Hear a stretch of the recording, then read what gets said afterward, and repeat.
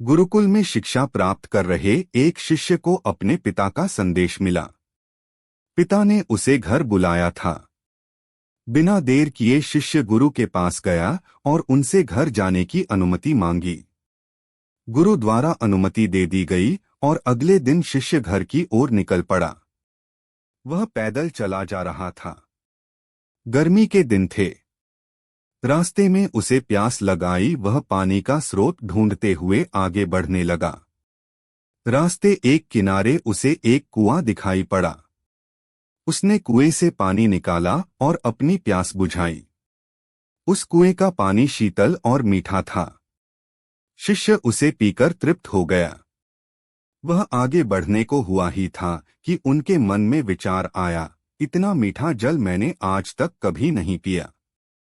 मुझे गुरुजी के लिए यह जल ले जाना चाहिए। वह भी तो इस मीठे जल का पान करके देखें। यह सोचकर उसने कुएं से जल निकाला और मशक में भरकर वापस गुरुकुल की ओर चल पड़ा। गुरुकुल में उसे देख गुरुजी ने चकित होकर पूछा, वत्स, तुम इतनी जल्दी लौट आए? शिष्य ने उन्हें अपनी वापसी का कारण बताया और मशक में भरा हुआ जल उनकी ओर बढ़ा दिया। गुरुजी ने वह जल पिया और बोले, वत्स, ये तो गंगाजल की तरह है। इसे ग्रहण कर मेरी आत्मा तृप्त हो गई।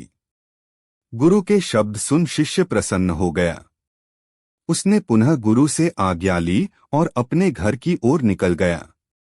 शिष्य द्वारा लाया गया मशक गुरुजी के पास ही रखा था।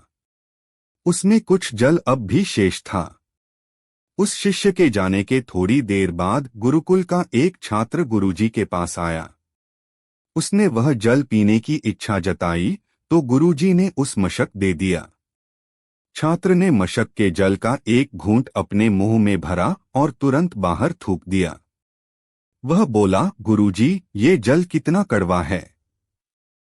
मैं तो उस शिष्य की आपके द्वारा की गई प्रशंसा सुन इसका स्वाद लेने आया था, किंतु अब मैं समझ नहीं पा रहा हूं कि आपके उसकी झूठी प्रशंसा क्यों की।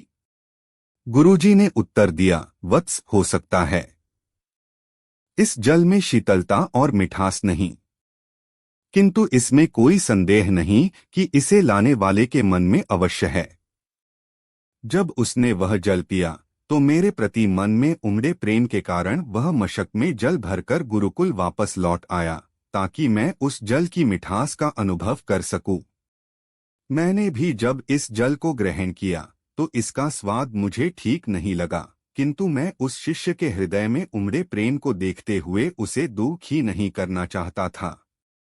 इसलिए मैंने इस जल की प्रशंसा की। ये भी संभव है कि मशक के साफ न होने के कारण जल का स्वाद बिगड़ गया हो और वह वैसा न रहा हो जैसा कुएं से निकाले जाते समय था। जो भी हो, मेरे लिए वह मायने नहीं रखता।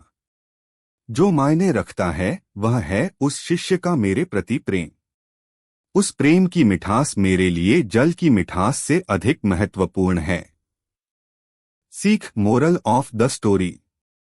हमें किसी भी घटना का सकारात्मक पक्ष देखना चाहिए।